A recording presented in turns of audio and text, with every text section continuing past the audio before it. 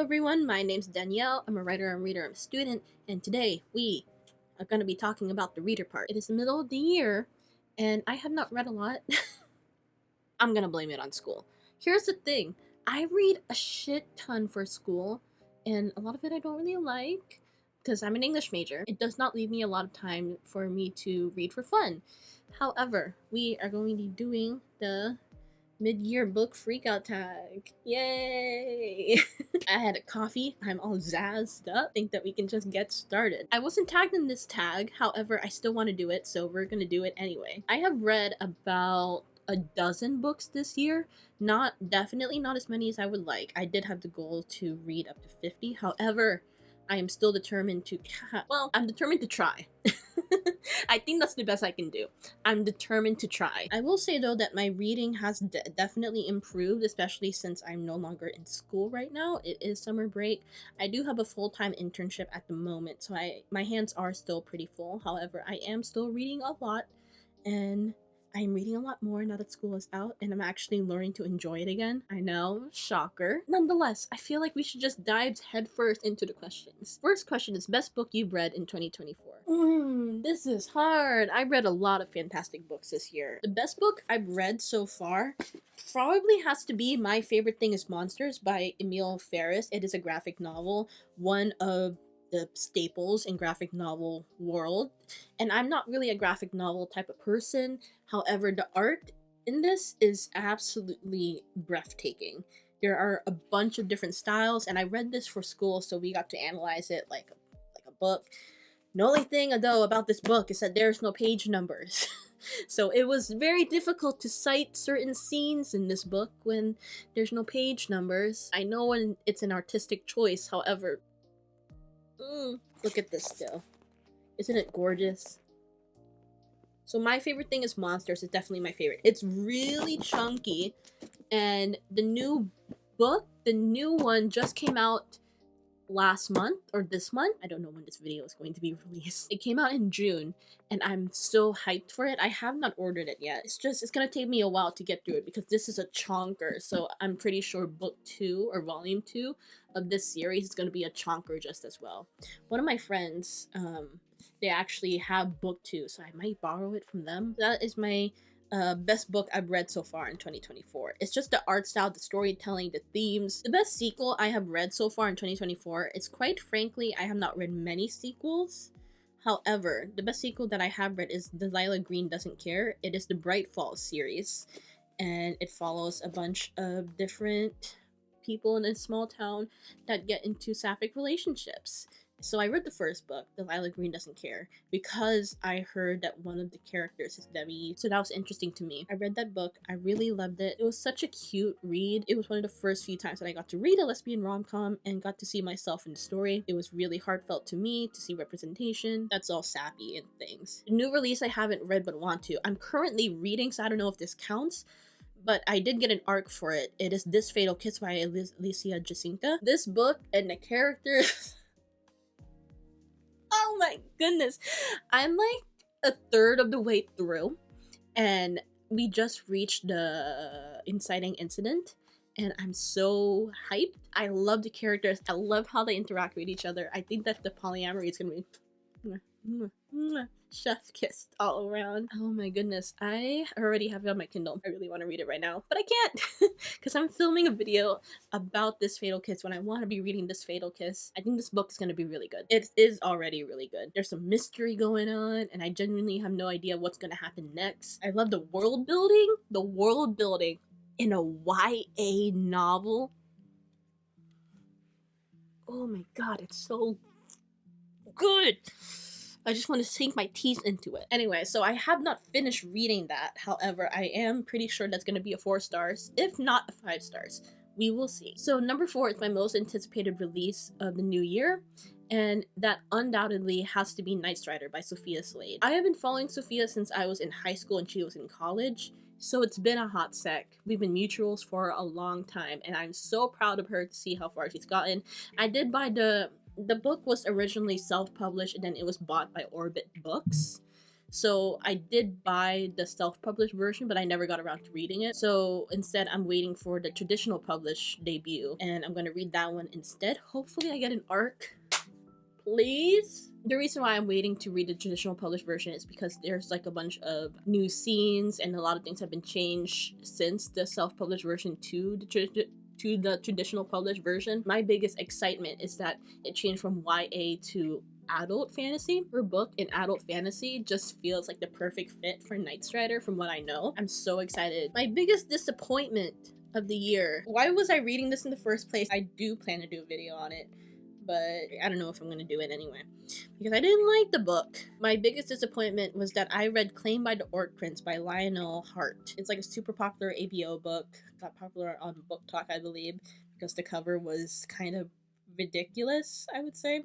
I mean, people always make fun of ABO books and all that stuff, which, you know, not my jam, but we don't kink shame in this household. How do I say this? I have a lot of opinions on this book, and I do plan to go more into depth when I film the video about the topic. Personally, I'm not a big fan of ABO. It's just not my thing. So it had that stacked against it.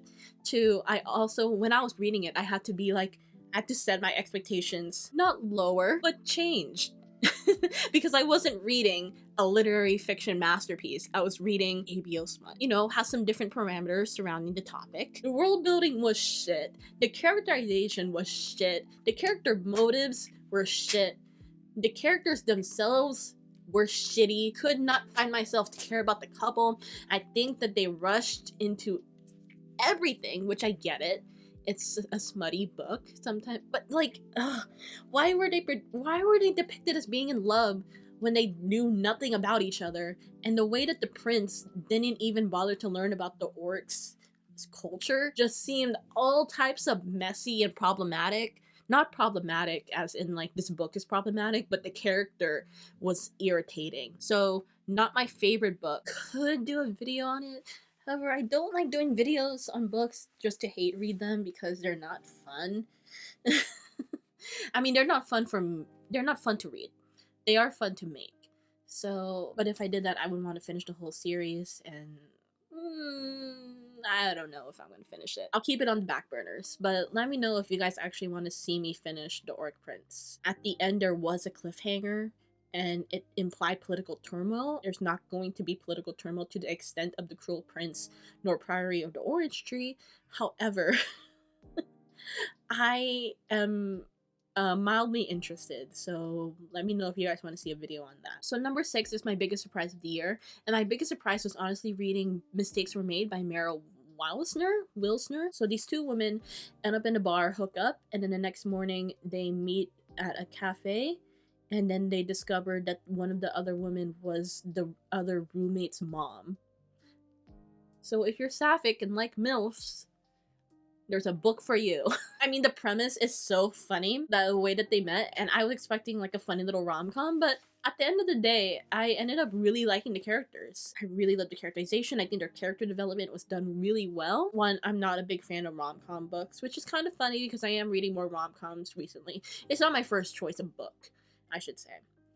So knowing that, I did not expect this book to be as good as it was. I thought it was just gonna be like a funny little prompt thing, but it wasn't. It was actually really heartfelt, and I really enjoyed it. Next, my new favorite author is Daisy Johnson. She wrote Everything Under, and it was a fantastic book. So this book is literary fiction and magical realism combined, and it also manages to be a magical retelling of Hansel and Gretel and Oedipus Rex. Like, you could end up analyzing this all day if you want to. You could write a thesis on it, and I did end up writing a thesis on it. I think that the way Daisy Johnson writes is just so fantastic, and you can tell that she's doing a thing. Probably compare her to Carmen Maria Machado. In the way that they write literary fiction, you could tell that they're trying to do a thing and they're doing the thing. Next, number 8 is Newest Fictional Crush. This is a bit awkward. I mean, if I had to choose, maybe Delilah Green from Delilah Green Doesn't Care. She's a sapphic baddie who has tattoos and is an artist. What is there not to like? And knowing what we know about her, we know a lot about how she performs in bed because it's a rom-com. So number 9 is my newest favorite character. And my newest favorite character has to be these from My Favorite Thing is Monsters. Deez is an older brother who cares deeply for his sister. He's definitely suffering with some machismo. At the end of the day, he has a heart of gold, and I really appreciate everything, especially at the end and what happens in the end.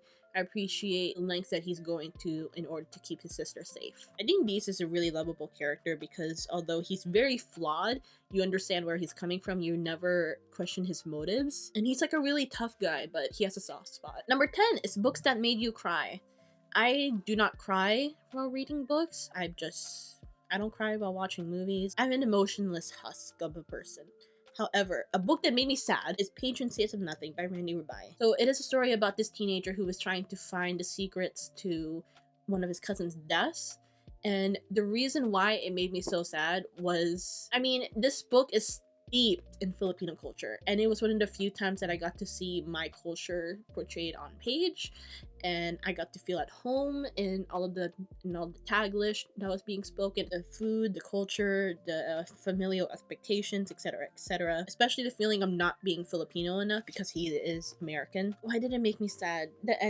One of the ending scenes made me so sad because I kept being like, oh, maybe the cousin is still alive, because that would have been fantastic. But then at the end, you realize it's not a spoiler. He's not, because it's already revealed that the cousin is dead. It made me sad because it was just one of those feelings where you feel that grief and it's heavy, and you realize that you're never going to be able to talk to them again. Grief, it's heavy and it was intense, and I got to feel a glimpse of what the character must have felt like, and it was really difficult to experience that. So the author is really good at making your heart break.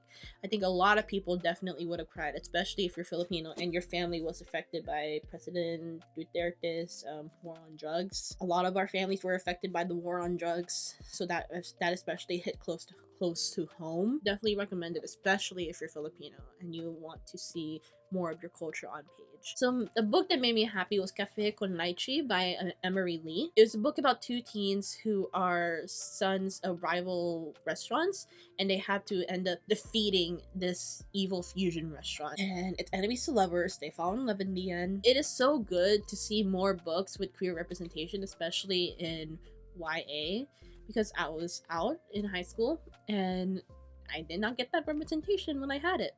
So I'm very happy to see that there are queer books, especially set in a high school setting, dealing with themes such as growing up, familial expectations, cultural expectations, etc.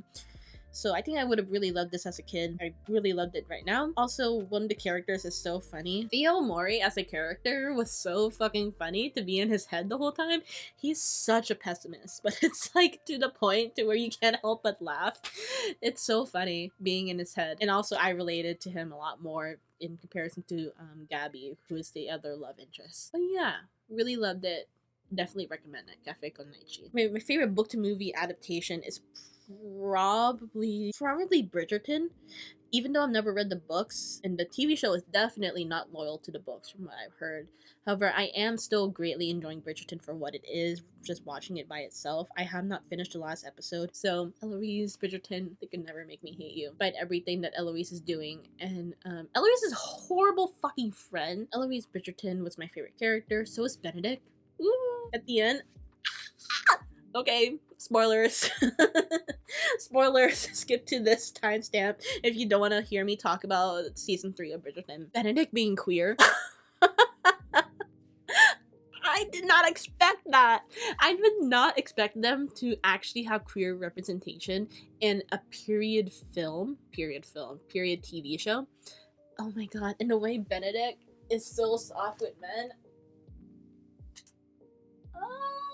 My heart. As much as I gush and squeal about Bridgerton, it's not my favorite show of all time. That honor belongs to Merlin. They're really good about making you care about the characters. And the characterization is so fantastic. The director and the actors deserve high praises for that. Yeah, it's really easy to care about these characters, and I find that once you care about the characters, everything else falls into place. So I don't really care much about the plot nor the romance. I just care for the characterization, and I think they're doing a really good job at it. 13 is their favorite post you've written so far.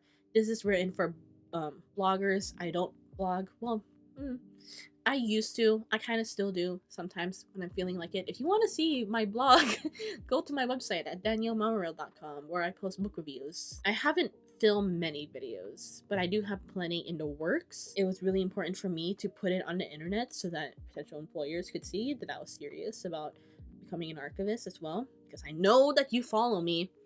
I know that you do. In interviews, I've literally had potential employers actually be like, oh, we found your YouTube channel and we really enjoyed it.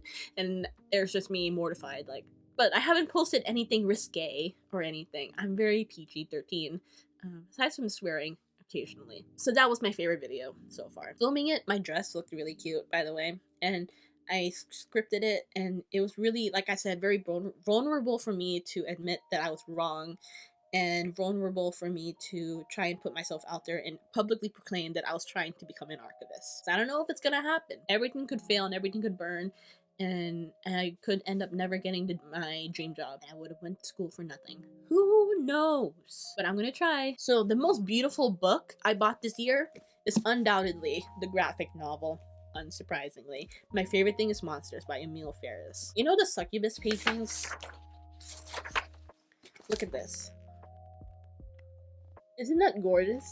And the whole idea is that it is this 9-year-old who is coloring in like a sketchbook, and this is her telling her story and drawing her story. So the idea is that in the canon, the 9-year-old literally drew this. Are you kidding me? We'd love to see Karen succeed. Number 15 is what books do you really want to read by the end of the year? My most anticipated release is Night Strider, as I've stated before. And also I do have my pile of books. Oh my goodness. I do have my pile of books from one of my previous videos. All of these as well. This Last Kiss. What other books?